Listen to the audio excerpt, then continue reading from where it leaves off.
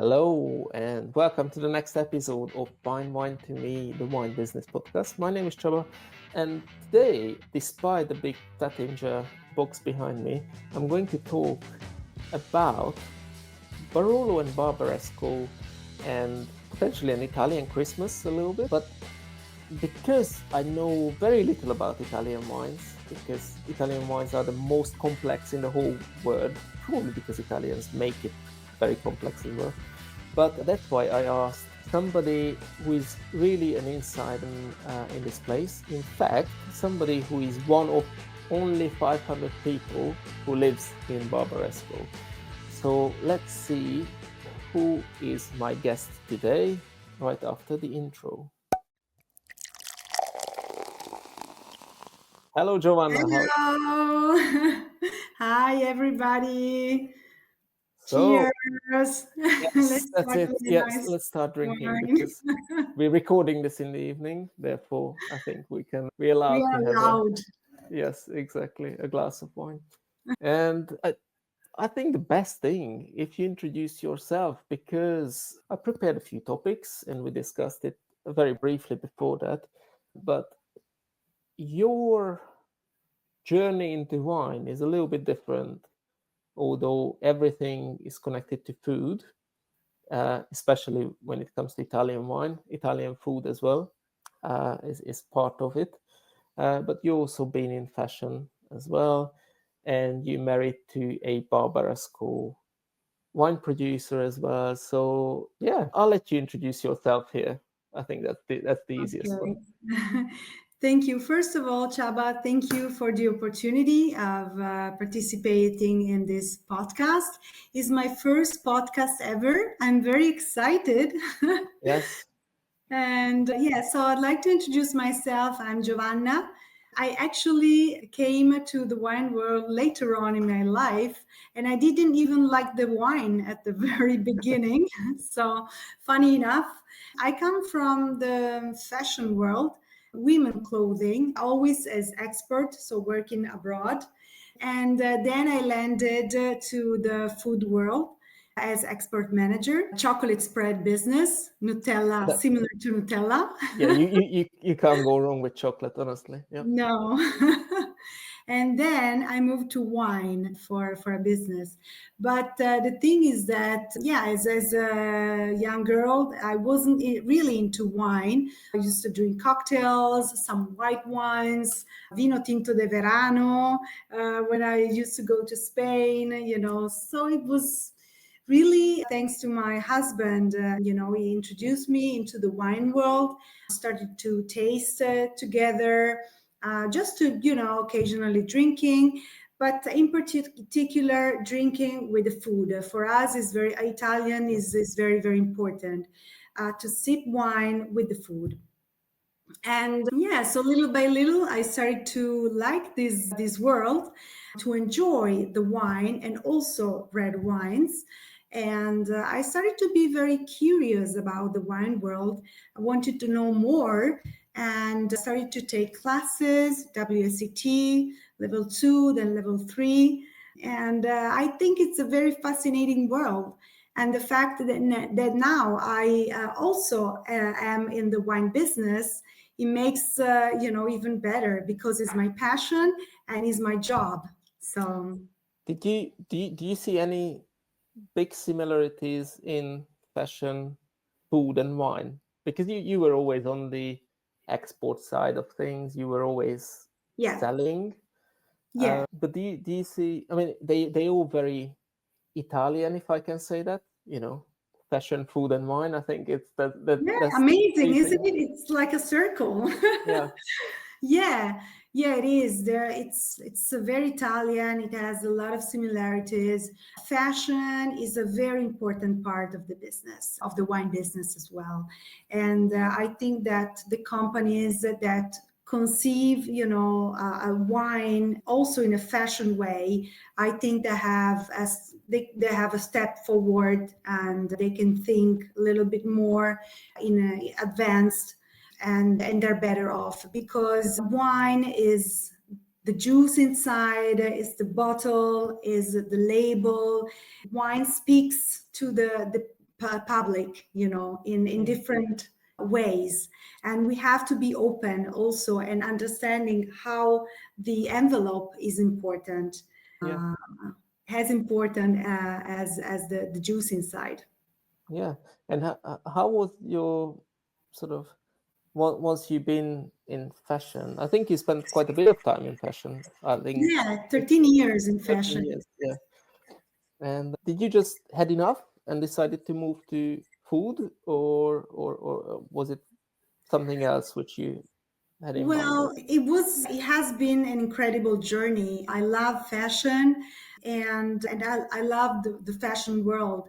At that time, there was quite a bit of a crisis in the fashion, especially fast fashion, which Mhm. was my domain. And so I got this nice opportunity and in the food, and I wanted to try something different. I've always been a food lover. So I thought it would be a good opportunity for me to learn something new, Yeah. and also always in the export, which is my expertise. So yeah, I jumped into this new opportunity. And the product you sold, you mentioned it's very similar to Nutella, basically, right? Yeah, Is that the yeah. yeah? Just a So private label. So yeah, it was fun. It was like creating, different products, always chocolate based, following the request of the client, making also customized projects. It was very fun. And Nutella is a very democratic, and chocolate spread is a very democratic product. a democratic product. Okay, Yeah. why is that? Yeah, because it's easy to buy.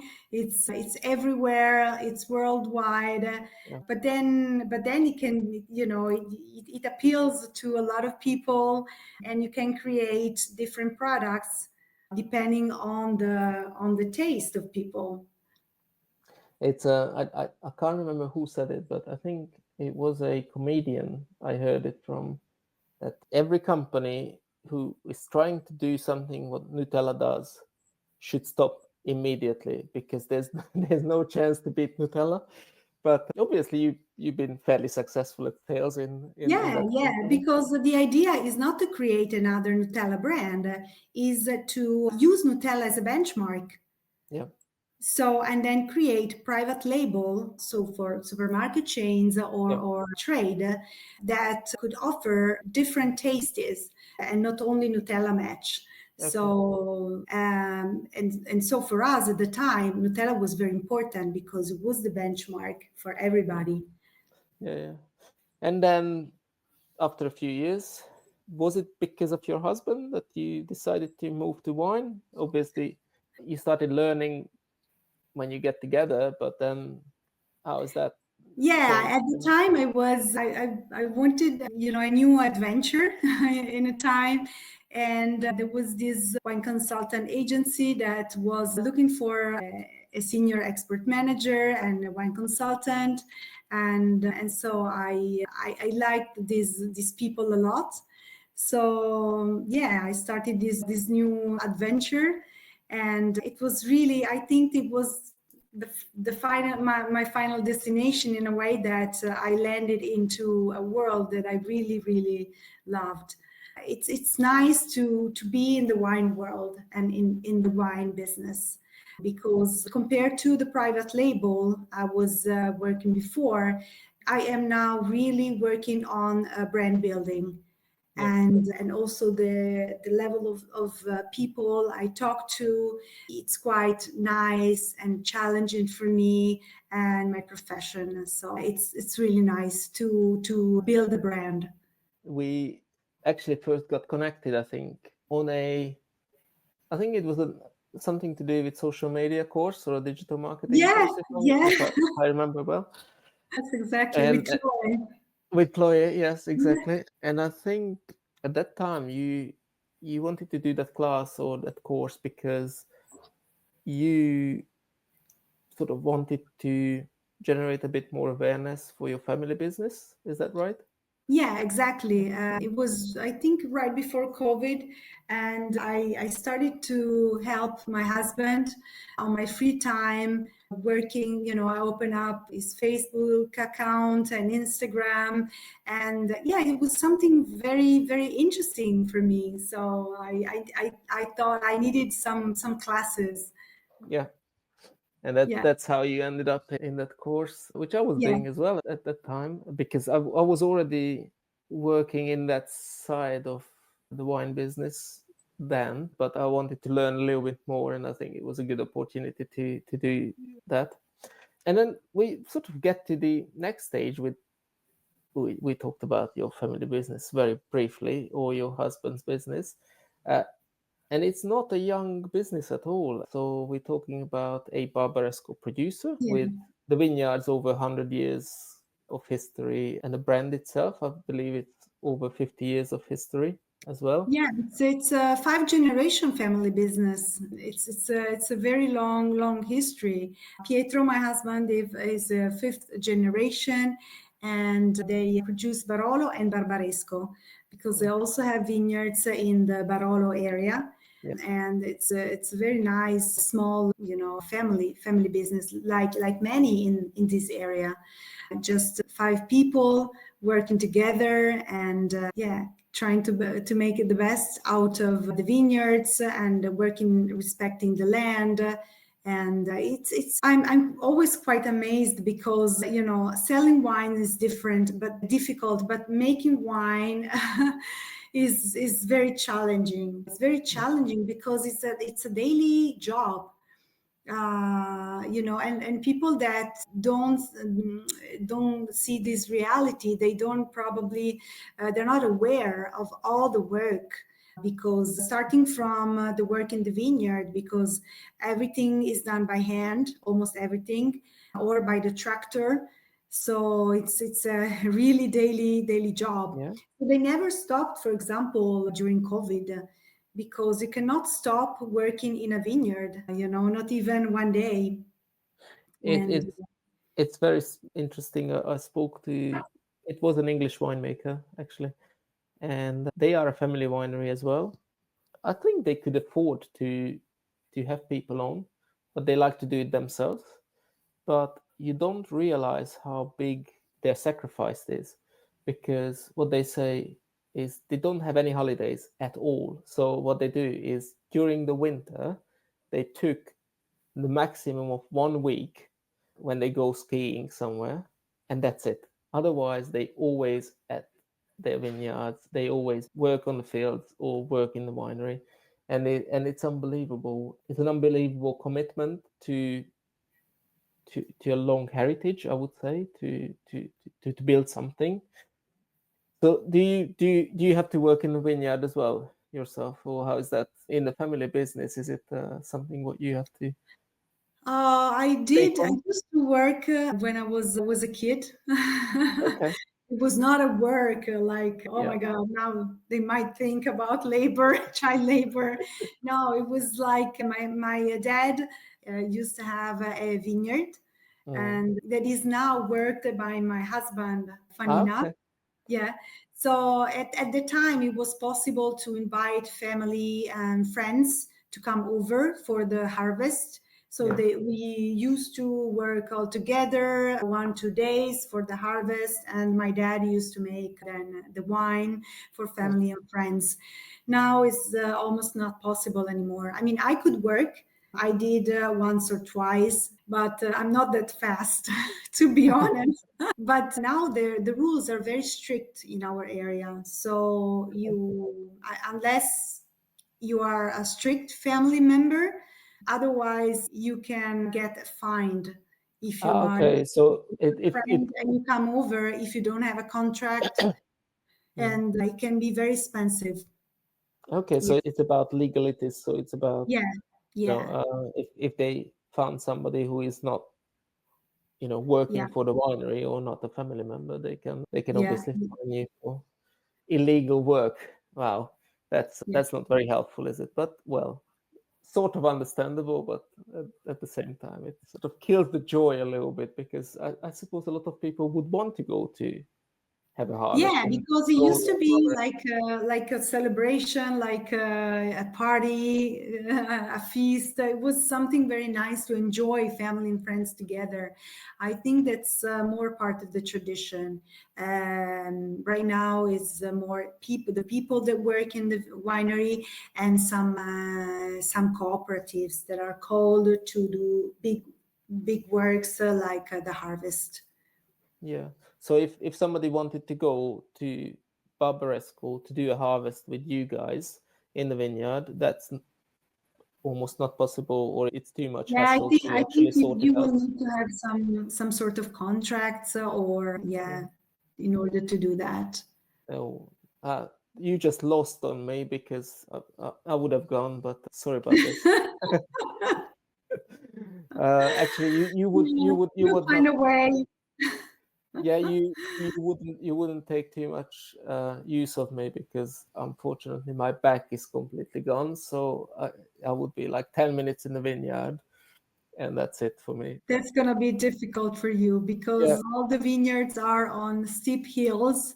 It's gonna be yeah, it's very hard job. yeah. Let's blame it on bureaucracy and everything because otherwise I would go. But anyway, we mentioned obviously you are in Barbaresco, in the town of Barbaresco, but you produce Barolo wines as well because you have some Yeah. vineyards in the Barolo area as well. So I wanted to ask you about this centuries-old question or dilemma or whatever you call it, Barolo or Barbaresco, because always it's in my head, or at least in, I suppose, in many people's head in the UK, Barolo is always a higher standard. But does it actually translates now into sales the same way as it used to? Because I always say, when we talk about Christmas, when we talk about what wine's going to have around Christmas, it has to be Bordeaux, Burgundy, Champagne, and Barolo. And that pretty much, covers everything. But I think personally, if you ask me as a person, I much prefer Barbaresco. That's more my style of wine. I like a little bit more that lighter style, and I also don't want to wait, 10 years before I can actually drink the bloody bottle, which I just bought. Otherwise it's probably a long time to wait. But what do you think? What makes this Barolo Barbaresco difference? The real difference between the Yeah, I historical see what difference. you mean because there's always been like a sort of a conflict. But actually, the thing is that Barolo is much more known because it has, first of all, it has a longer history. And funny enough, what I read, I thought it was very interesting because in the past, we're talking about the 18th century, Barolo was a sweet wine. Yeah. So the Like thing is that in a Marone style or something like that, yeah, or even it was sweeter. a little less sweet than Amarone, though, Okay. because the thing is that with the fermentation, the techniques weren't very advanced in the past. So Yeah. the winter here used to be very cold in Piedmont, and so the Nebbiolo, the grape, the Nebbiolo grapes, and the juice couldn't go exactly to zero sugar residue. So it was a little sweet. And it was Camillo Benso, the Count of Cavour, which was a very, very clever politician, and he was a wine lover as well. He was from the Savoy family, was working for the Savoy family, the kings of Italy, when the capital was in Turin, so in Piedmont, in my region. He came, he called actually an enologist from France. We're neighboring France, so we're very close to them. And so this enologist came, and thanks to this enologist, let's say the technique for making Barolo were improved. And so that is how Barolo then became a dry red wine. Okay. And so the history with the Savoy family, the fact that they came to the countryside very often. Vittorio Emanuele II used to have a winery with a very nice cave. So there's still very historic and old bottles from Barolo. So all these helped to make a little bit the history of Barolo. Also, the production of Barolo is bigger because the area, the Barolo region, has got 11 villages. And whereas Barbaresco only has 3 villages, so Barbaresco, Treviso, and Neive. So it's much smaller, and the history is much more recent. So this is one thing. The other thing is also the fact that the aging. So Barolo ages longer than Barbaresco. The grape is the same. So we're talking about Nebbiolo, 100% grape variety of Nebbiolo, but Barolo ages longer. Yeah. And so it makes, generally speaking, very generally speaking, we say that Barolo is more muscular, a little more strength than Barbaresco. Barbaresco is a little more elegant, more on the feminine side. That's why we talk about king and queen of wines. However, this depends also a lot on the cru, on the MGA. What is MGA? Menzione geografica aggiuntiva. These are very small, what in French they call cru. These are small plot of lands, plot of vineyards. There are much more cru, of course, MGA in Barolo, but the terroir is very, very important in our 2 areas. So a piece of land, a plot of vineyards might be different from one side. You walk 100 meters and you'll find a different soil, different grapes, and thus a different wine. Yeah. So you might find in Barolo area some parts where the Barolos are much more gentle, and other areas, other MGA, for example, in Barbaresco, where the wine is more muscular. So this really depends, but generally speaking, the main differences. But there was obviously a bit of obviously 2 different ways of people looked at Barolo in the past. I mean, I'm talking about the producers, and then there was the traditional Barolo producers who wanted to keep everything as they used to be, and then there are the so-called, I don't know, new generation of Barolo producers. I don't know if you can say that, but not the traditionalist, who wanted to have, I assume, make Barolo wine a little bit more accessible to more people and probably a little bit more easier to sell. I'm guessing that would be the aim. So it appeals to more people, and probably the price point wouldn't be as expensive either.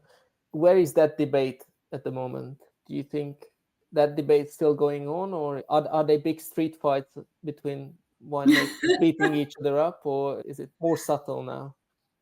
Well, yeah, there was this big, let's say, fight wouldn't be right, but contrast, let's say, between the so-called modernists who wanted, started to experiment a little bit more on Barolo, aging, for example, Barolo in barrique, which was something like unheard of before, because usually Barolo and Barbaresco are aged in big old barrels and not in barrique, because you don't want to have or feel aromas that are too oaky in Barolo and Barbaresco. So it was quite a new style of Barolo. And so that's on the other side, the people who wanted the traditionalists, they used to have Barolos that, as you said, were good after 10 years.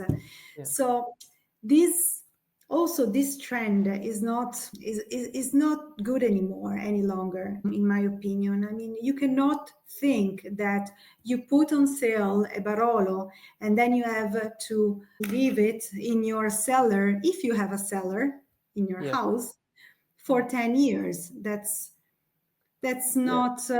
not something I'd like to do. And also, I think financially it doesn't. I mean, obviously, for some families who have the money and the capacity to keep the wines and to age them for a long time, it probably makes sense. And the wine is going to be very expensive when they sell it, and it's probably going to be in perfect condition.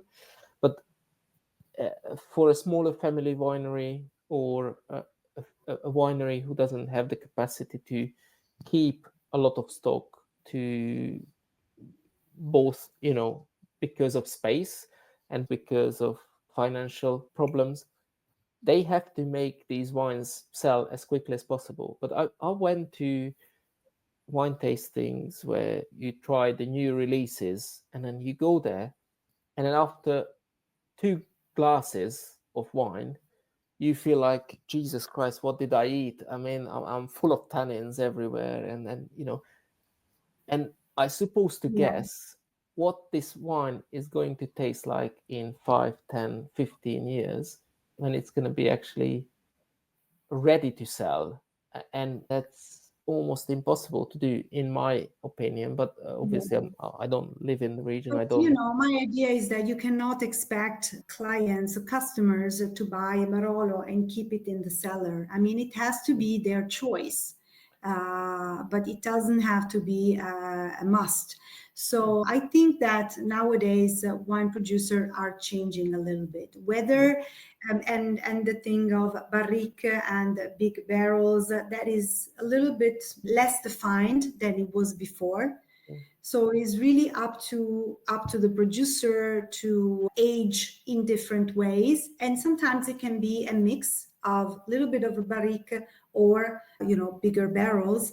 Now the trend is to go back to traditional, but as far as aging, but on the other side to release wines that are ready or almost ready to be drunk, which I think it's wise. More on the acidity, less on the tannins and on the oak, more on the grape. So in the end, it's the Nebbiolo grape that you want to really feel. And for example, what my husband does, La Spinona, but also other producers, they wait 1 year longer to release the Barolo or the Barbaresco, just to have 1 more year longer in the refinement and the bottle, so to be ready for the market, instead of releasing and waiting in the market. So this is a little bit the trend. And I think that also people don't want to drink a Barolo that is super tannic, as you said. Tanning is part of the grape and is part of the wine, and is very good with food.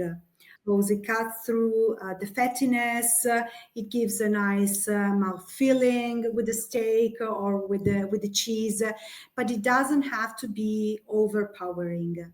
Elegance is very important in these kinds of wines.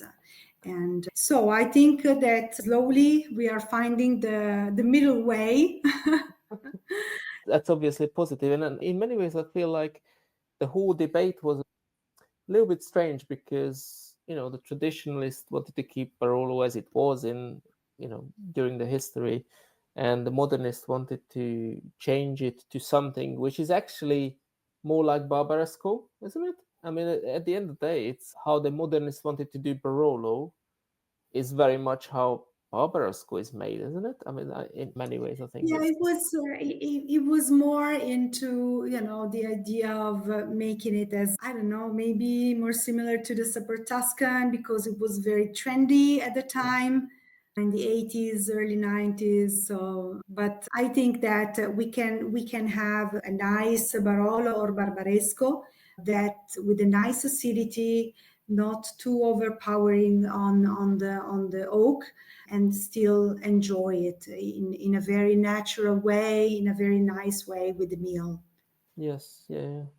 Just before we move on to the next sort of topic, I wanted to ask you very briefly about Langhe, because Langhe seem to be coming up in the last few years, maybe during the last decade, at least in the UK. That's how I feel.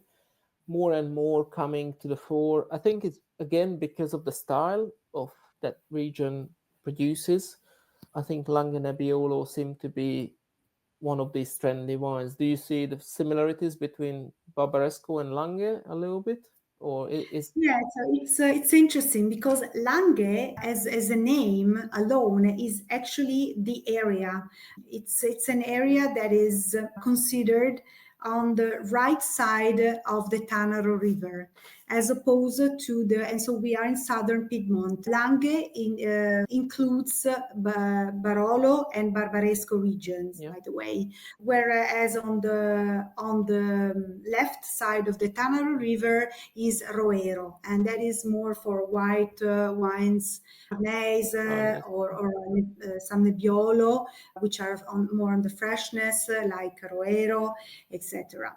So somehow I think that tourism started to thrive this Langhe because all of a sudden I think the tourists first discovered Tuscany and then came up to Piedmont, southern Piedmont, with the Langhe. They found this nice area with beautiful wines and very good food.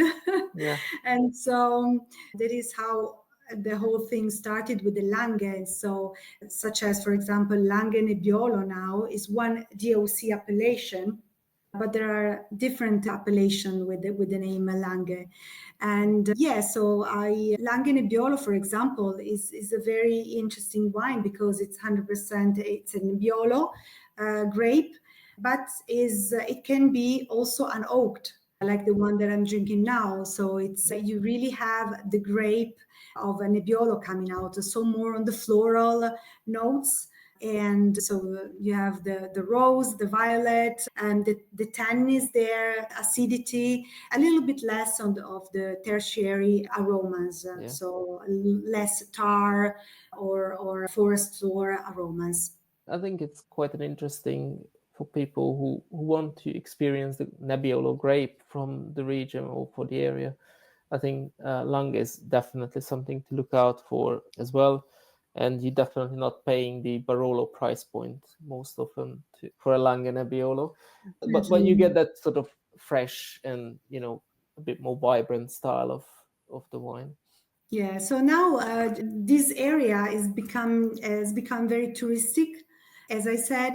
But let's not forget that it used to be very poor. So after the Second World War, here on the hills, there were during the war also there were a lot of partisan people fighting the regime, the Nazi, and Mussolini too. So it was like very tough here, and the people were extremely poor here. So there are a lot of writers wrote about Italian writers in the area wrote about this.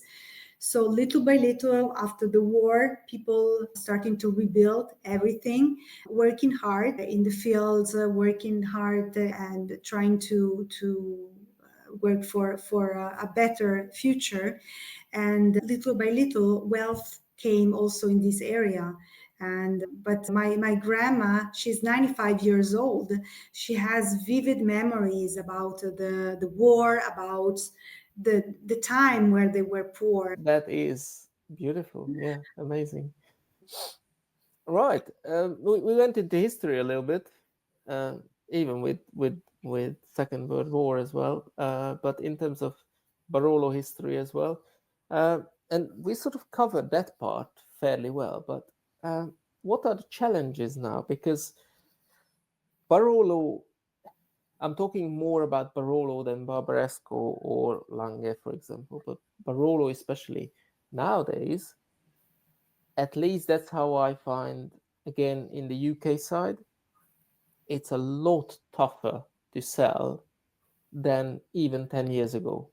I don't know if it's, the current economic crisis or this is just generally, but my theory is that that prominence what Barolo had in the past is sort of very slowly disappearing. I don't know if it's the right word, but certainly shrinking. And I think a lot of wine regions in the world started to produce good quality wines. And wherever it's possible, obviously, the scale of economy comes in, and then when they can produce more quantity and high quality, it easily beats Barolo on sales side. So how do you guys see it from your end? Is it challenging? Is it gonna be even more challenging in the future, or you should just Yeah, it's not easy. lay back and enjoy what you have at the moment? I don't think the producers can lay back in this situation, in especially with the numbers that we see of sales on red wines, wines in general globally, and red wines in particular globally speaking. So there are a few challenges. Luckily, the US is driving the market for Barolo and Barbaresco. So most producers in the area are still selling most of their juice in the US. It's a big market for us. But nevertheless, the thing is that first of all, climate change is a big issue more on the production side, but it's like everywhere. You can see it everywhere. It's whether it's hail or drought, or we've had like lots of rain. We've had the first part of the year. This year actually was very warm, and then it was very rainy. Then hail is a problem. More and more producers are starting to put hail nets, which is of course a big investment. Or we have in Barbaresco, right close to me, right on the hill, we have hail cannon. Okay. Yeah, that's kind of tries to prevent having hail. But climate change is a big issue. It can get very dry here, and it's not good for the vineyards. Yeah. And I experienced that more and more wine producers are working and are putting vineyards in Alta Langhe. So where we are now is Bassa Langhe, is in Barbaresco is around 300 meters. And in the Barolo area, you go up to 500 with La Morra. But then there is another Langhe which goes up to 800. And there are more and more vineyards up there because of the climate change. And the Nebbiolo is a very, very delicate grape. It's a late ripening. But if like this year, if it's too rainy and the evening is not cold enough, you can risk of having mold, which is of course very, very bad for the grape. And so diurnal range is very important. Cold is very important to really develop aromas. So this is something that all the producers need to work on. So it challenges not just sales wise, but obviously with climate change, it's the production side as well. It's getting more and more difficult, and then obviously the logical way, as you mentioned, it's going higher and higher in altitude and hoping that you can sort of contrast the change up there. Well, how do you see the future in terms of export market, because you are in export? So how is the export market changing in terms of compared to other wine regions of Italy, for example? Because you're not just dealing with Piedmont, you're dealing with other regions as well. How do you see the differences there? Well, obviously Barolo and Barbaresco are not, these are higher segment wines. And so you've got to find the people. And this lead me to, to think about younger generation. Will younger generation love more expensive wines? This is something we need to start to think right now and not wait, The way people, the way winemaker communicate is very important. We have here a lot of family wineries with a lot of heritage. Nevertheless, I think we need to rethink the way we communicate, the way our winemaker communicated outside our area. Because young people are more interesting about experience, not only a label or heritage. They want to know more. They want to understand. But I think we need to rethink communication quite deeply, and that's another big challenge.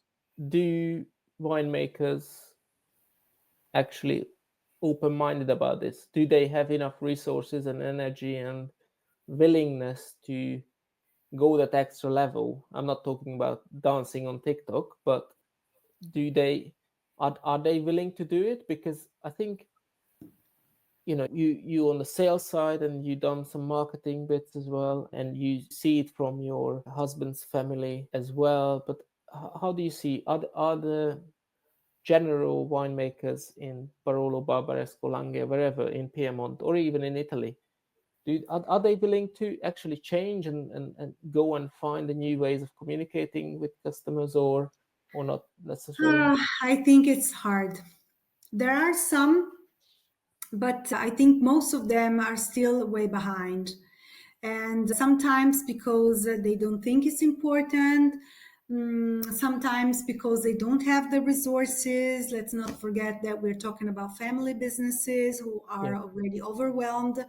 So, and that is a big challenge, because we can, it's one thing is to make wines and the other thing is to sell wines. So it's important that, and I think that if young people start to like wines, and if the producer can find a way to communicate, maybe there is a chance that young people start drinking wine and appreciating Barolo and Barbaresco as well.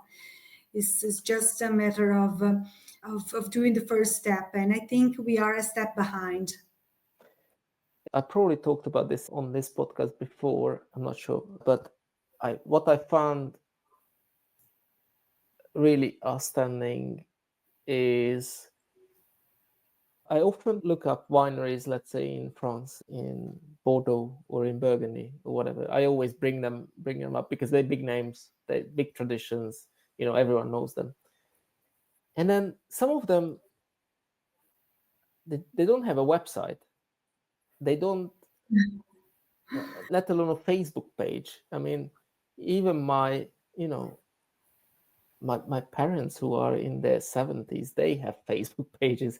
And then a business, a well-established, traditional but well-established business, for example, in Bordeaux or Burgundy, often not just Facebook page, but not even a website. I mean, we're talking about 1990s technology here in 2024, and they still don't have it. So what are the chances that we can actually talk these winemakers into that kind of a change to start looking communication in a different way? I find this very difficult, to be honest, but I don't know. That's a real challenge. That's a real challenge. I think that here in Italy, COVID played an important part. And during COVID, a lot of makers decided to open up a web page, or to restyle a little bit, or doing something to communicate online. And in this way COVID helped. Yes, I can see that. That was a big eye opener for quite a lot of people, I suppose. And then in terms of communicating is one thing, but it's also part of communication as well. But packaging wise, can you see a La Spinona, Barbaresco, or Langhe, or whatever you think, in a can at all, or is it completely out of the question? Because it's part of how you communicate your product to a younger consumer. Yeah. And you know where I'm going with this, but I think Yeah, unfortunately, this is our DOC, and DOCG yeah, appellation rules. They are so strict that you don't have an idea. So the bottle has to be transparent, has to have a certain shape. So this means that the rules, then the law has to be at least modified to be able for, okay. producers to make Sorry. I any have to change. interrupt you there. I believe you can declassify your wine. Yeah, So you can just not say it's a Barolo or a Barbaresco or a Langhe or whatever. You can just call it an IGP or whatever it is. exactly. Would you see, and I'm not talking about the generic law or anything like this, would you see it in the wine producers, the willingness to try something like this, or that's out of the question? Very, very difficult nowadays. I Yeah, think because Barbaresco and Barolo, or even Langhe and Nebbiolo, are still doing well, are doing well yeah. actually. So why having to classify it? And a can, I, I it's think it's really thinking out of the box, and too much out of the box, I think. Yes, yeah. way too much. Yeah, okay, fair enough. No, I mean, and I understand. I understand, heritage and tradition and a lot of things. But I do feel that if you make a change now, it will affect in years' time. So it won't happen immediately. But if you wait another 10 years, then it will be 10 years plus many, many years again.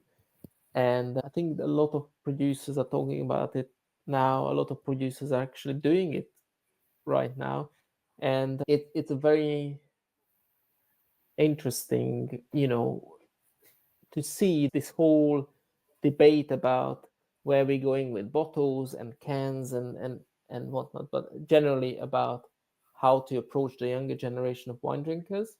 And I Yeah. think if we think about it, the youngsters will know less and less about the heritage of an older and older wine region, and therefore they will care less and less. And I think it's a big phasing out in a long-term process. Hopefully it's not, but hopefully I'm not right. But Yeah, that but that's how I see. yeah, I think you're right. So somehow we have to find a way to appeal to this younger Yeah, generation, and we cannot only rely on older generation, yeah, because okay, there are wine drinkers, but what about all the other people? There are also new countries, coming up, and that might be very, very interesting for as a wine market. yeah. Let's think about India or Brazil. These are new coming wine countries, and there will be, I think, new opportunities also for quality wines. But Definitely. yeah, it's a general talking, and I think that a lot of producers here need to think in a critical way, and also think about not only as individual, a single producer, but working more together as Yeah. a consortium, as a group, because in the end, if the group goes well, if the name Barolo and Barbaresco go well, then everybody will benefit from it. Yes, I completely agree. And again, because I'm not there, I don't know the ins and outs of the region. But as a general rule, I can see that, I don't know, I like to call them collaborations, because that's what they should be doing. They don't have to, tie everything together, but they have to sort of work together, move together, do things together for a greater good. I think that would be always helpful. But yeah, I mean, there will be a lot of things what you guys have to think about in that part of the world, as well as many other parts of the world, actually, because I spoke to a lot of producers generally, and similar topics come up very often as well. But just to go on a little bit more on the brighter side of things, because we have Christmas coming up. Nice. I think, yeah, an Italian Christmas. How can we imagine an Italian Christmas in Barbaresco? What do you drink, guys? What do you eat? What do you drink? Well, first of all, Italian Christmas is a family event. So it's going to be a family lunch. Well, sometimes in southern Italy, they do also the dinner, the eve during the Christmas Eve. Is it 24th? Yeah. On the 24th. Yeah. But we do on the 25th lunch. And I think it's a lot of courses. Italians don't like one big plate. No. It has to be 7, 8, 9, 10 or so more courses. And we like to sit for many hours, sit and chat. Already appetizers, there's going to be at least 4 or 5 appetizers, then a couple of pasta, then the meat, and then a different cheese platter, and then some desserts. And then it's the time for dinner. Okay, and so you don't even have to get up from table. You just, from carry lunch on. to dinner. Yeah. And all of this, of course, with wine. Starting from the appetizer until dessert. So how many bottles of wine will you guys destroy in the family? you will have a few dead soldiers on the way, right? How big is the company, but many wines. Yes. That sounds like a very, I can imagine that Christmas myself. So I'm booking my ticket now. I'll let you know when I'm arriving to the airport. Come straight to Barbaresco. Okay. No, that's good. And the only thing I have to learn is Italian now, and then I can move my hands. That's good. I can do the gestures, but then I have I started a new real edition with Say It in Italian wine edition. Okay. On Instagram, is it? On Instagram. You can follow me on Joe's Wine Journal. I'll have a look. I seem to be neglecting my Instagram account lately, but nevertheless, I will have a look.